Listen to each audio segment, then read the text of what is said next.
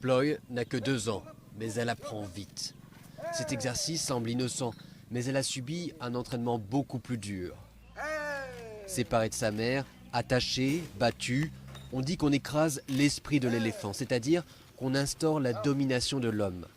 Bantaklan, dans l'est de la Thaïlande, est l'épicentre du dressage des éléphants. Des ONG tentent d'arrêter ce rite cruel, mais la tradition continue à l'abri des caméras. Pour les Maouts, les dresseurs des éléphants, la réalité est plus compliquée.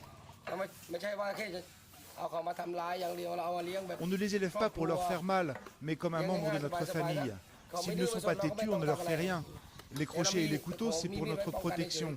Si on est en danger ou en difficulté, on peut les utiliser. Si on n'utilise que nos mains et que l'éléphant fonce dans la foule, on n'a rien pour l'arrêter. Dans quelques mois, Ploy se retrouvera dans l'un des 200 camps d'éléphants de la Thaïlande. Une patte en l'air, le pinceau dans la trompe et beaucoup de délicatesse. Le public est conquis. Dans ce camp près de Chiang Mai, au nord du pays, ces éléphants enchaînent les spectacles jusqu'à 5 fois par jour. Étape incontournable d'un voyage en Thaïlande, les touristes payent cher pour l'expérience éléphant. 45 € le ticket et jusqu'à 5000 touristes par jour.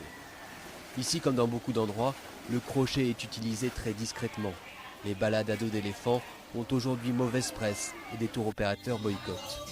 Alors de nombreux camps se rebaptisent sanctuaires ou refuges. Derrière ces nouvelles appellations, souvent les mêmes pratiques.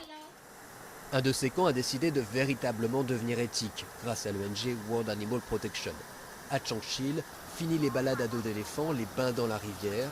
Ici, on respecte 15 mètres de distance avec l'animal et on observe sans toucher.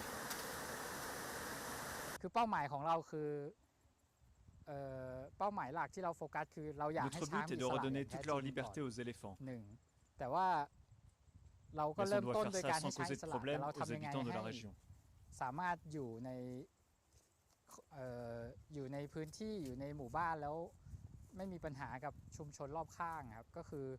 Jamais loin, ce sont les Maouts qui suivent les éléphants. Leur crochet est rangé dans un sac, juste en dernier recours. Les éléphants et les touristes sont plus en sécurité. Parfois ils stressent quand ils voient des touristes et donc ils peuvent les blesser.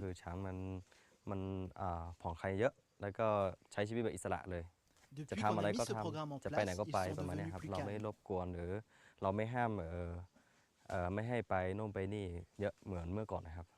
À l'heure du déjeuner et durant la nuit, les éléphants sont enchaînés le temps que les Maouts se reposent.